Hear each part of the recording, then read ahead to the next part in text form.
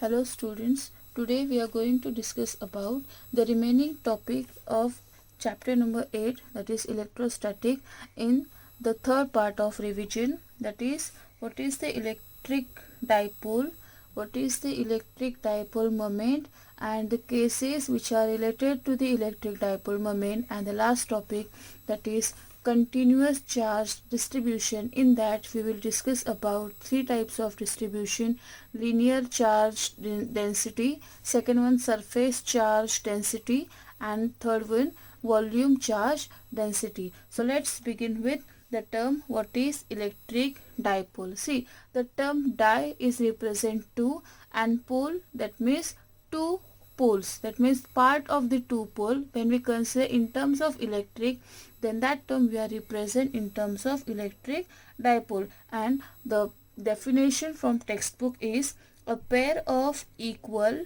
and opposite charges separated by a finite distance is called electric dipole. That means first point we are going to discuss electric dipole. The definition is a pair of a pair of equal and opposite charges separated by finite distance. So look at here, suppose if you consider two charges, that is this one is plus q and this one is minus q, these two are equal and opposite charges separated by distance, and that distance we are represent in terms of 2L, because whenever we consider these two charges are separated by distance, it must have a center O, and that center line we are represent in terms of equatorial line, because here we have discussed about dipole. And when we consider the term pole, just like north, south, these are the two poles which is separated by central line or equatorial line on earth. Same here, when we consider electric dipole, these two charges are separated by a finite distance, and that central line we are represent in terms of equatorial line, and a line which is along with the dipole, that is called axial line. So here electric dipole is nothing but equal and opposite charges which is separated by finite distance. The next term is what is dipole moment. So the dipole moment is nothing but a strength of a dipole is measured in terms of a quantity is called the dipole moment. That means what is the strength of the given charge with respect to given quantity, that term we are represent in terms of dipole moment, and that dipole moment is nothing but denoted by small p, and that p is equal to q into 2L, where q is one of the charge, that means this is positive, this is negative. We have to consider one of the charge because we have considered the term magnitude. So q is one of the charge, and this distance 2L which is separated by these two charges. So the electric dipole moment P is given by q into 2L. This is the basic definition of electric dipole moment.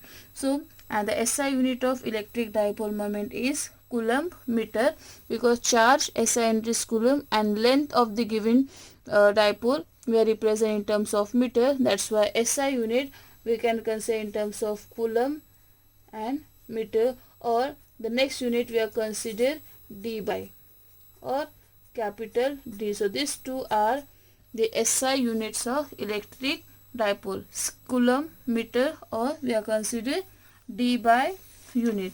So the next term is what is the electric dipole behaves. What is the electric dipole? When couple of moments or magnitude of torque acting on an electric dipole in a uniform electric field. So these are the few cases which are related to the electric dipole. The first case is when we consider moment of couple, or we are consider the term torque. The torque is nothing but moment of couple, and the moment of couple means we are considered two equal and opposite charges separated by finite distance. That is nothing but couple, because we are considered two charges and these two charges are separated out. That's why we are considered the term moment of couple, and that moment of couple is nothing but the total torque acting on an electric dipole when we consider the electric field passing through that electric dipole uniformly. Uniformly means equally spaced parallel to the given field,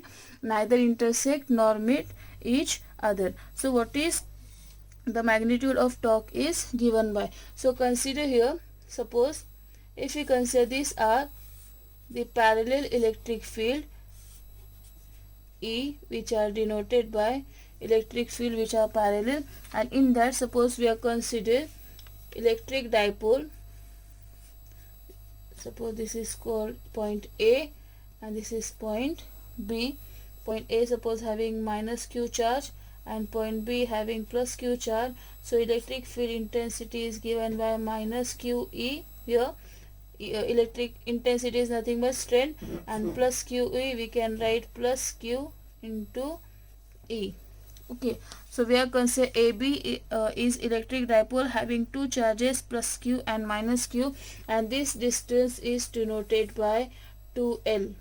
This distance is denoted by 2L. So we have to find out magnitude of torque. The formula is magnitude of torque tau is equal to magnitude of one of the charge multiple of perpendicular distance or magnitude of given force. So moment of torque which is given by magnitude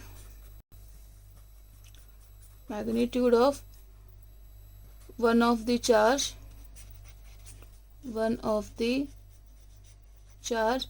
into perpendicular distance drawn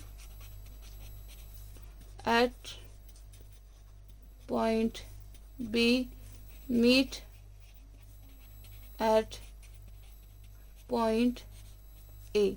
So if we are drawing a perpendicular distance or perpendicular line at point B which is meet at point A, and say this is point P, if you join this, so it's nothing but 90-degree angle because of perpendicular right angle triangle. So that BP is called a perpendicular distance drawn at point B meet at point A. Say this is point P, and we have to consider magnitude of one of the charge. See, whenever we consider the term magnitude, we cannot consider the term plus Q or minus Q. We just have to write down Q only, and here we are consider that magnitude of charge Q we are represent in terms of their electric field intensity E. That's why we have to write down Q E multiple of BP. BP is perpendicular distance. So see this diagram, this is the angle theta. First find out sin theta.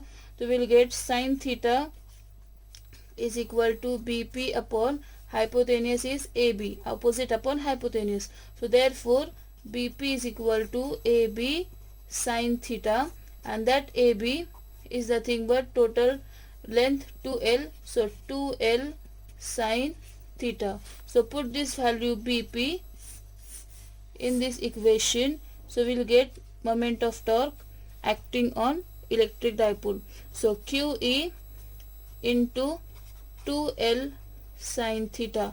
Look at here, that Q and this 2L is nothing but the definition of electric dipole. So instead of Q into 2L we can write the term P. So P E sin theta. So this is the torque acting on the electric dipole in case of a uniform electric field. Here we are consider a few cases with regarding to the theta. That means if theta is equal to 0, therefore sin 0 is equal to 0, torque is equal to 0, we can consider minimum torque. If theta is equal to 90 degree, sin 90 is equal to 1, torque is equal to PE. In this case we can consider maximum torque acting on the electric dipole. So these are the two cases. The next point is what is the electric field intensity when we consider the point on the axis of the dipole. That means this is the electric dipole AB. in this case AB, we have to consider again one of the line that is called axial line at axial line on the given electric dipole AB. So what is the electric field intensity? So electric field intensity in this case EA, which is given by 1 upon 4 pi epsilon naught 2p upon r cube. We just have to know about the formula when we consider electric field intensity on the axial line, and the next one is what is the electric field intensity at a point on the equatorial line. Equatorial means what if the center of AB is O over here, and if we draw a central line, so that central line we are represent in terms of equatorial line. So in this case, what is the electric field intensity acting on the electric dipole? So that axial equatorial line, so EQ, which is given by 1 upon 4 pi epsilon naught p upon r cube. So or we can write EQ is equal to 2EA. Therefore from this two equation we can write EA is equal to 2 into EQ, because when we multiply by 2 we can write over here 2P, which is nothing but your value of electric intensity electric field intensity at a point on the axis of a dipole. And the last topic of this revision is continuous charge distribution. In continuous charge distribution, we are discussing about the first one, that is what is linear charge density. Linear charge density is denoted by lambda, and the definition of linear charge density is charge per unit length. And remember, this linear charge density is represented in terms of one dimensional motion only. That means suppose if you are considered the length of the rod, so the length we are represent in terms of meter, which is nothing but single unit, that is nothing but one dimensional. So if you consider length of the rod which is given, and if you are taking the whatever charges present on that rod, we are taking that charge with respect to the given length of that rod, will get linear charge density. So the first one is, next point is continuous charge distribution. Continuous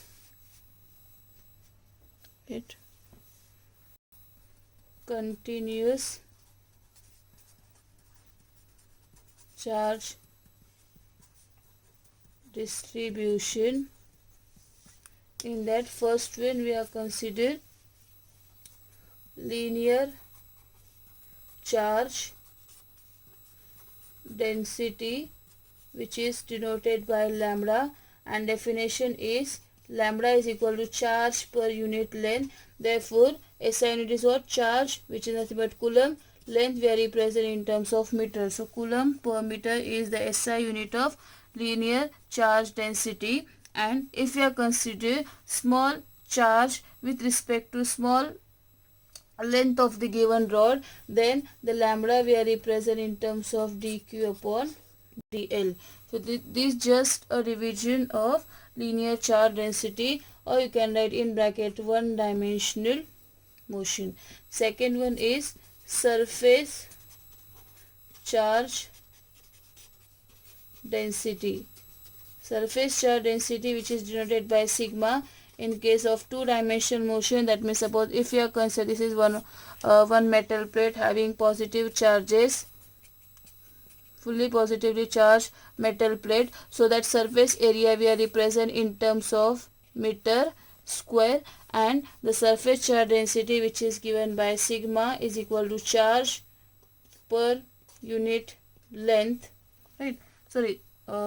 Charge per unit area, not length, because here we have considered surface charge per unit area, again charge which is represented by coulomb, area which is represented by meter square. So SI unit is coulomb per meter square. And third one we have considered volume charge density, which is denoted by rho, which is nothing but three-dimensional motion. That means suppose if you are consider circle which is having positively charged, so we know that circle having three dimension. Suppose this is your y, that is x, and this is z, x, y, z. So that's why it's called three-dimensional motion when we consider in case of sphere. So that rho, that is volume charge, which is given by charge per unit volume, and volume is nothing but we are represent in terms of meter cube. So charge, that is coulomb, and volume we are represent in terms of meter cube.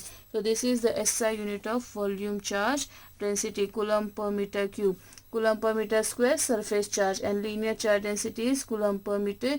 In case of small charge, small amount of charge with respect to a small length, we can write dq upon dl. Same for surface. If you consider only that much surface area, so that area we are represent in terms of that area we are represent in terms of dA, and whatever charge present in that area we are represent in terms of dq. Therefore sigma, which is given by dq upon dA, this is called small amount of charge with respect to small surface area. Same for sphere. Suppose if you are consider only that much sphere having few charges, and this area of this sphere we are represent in terms of dV, and charges we are represent in terms of dq. Therefore rho, which is given by dq upon dV. So these are just the various forms of the charge densities with respect to continuous charge distribution. So today we completed the revision of chapter 8 electrostatic, whatever we had discussed in the 11th standard. So now next lecture we will start this chapter, that is electrostatic, starting from applications of Gauss theorem. If you have any difficulties, you can ask. We will see in the next lecture. Thank you.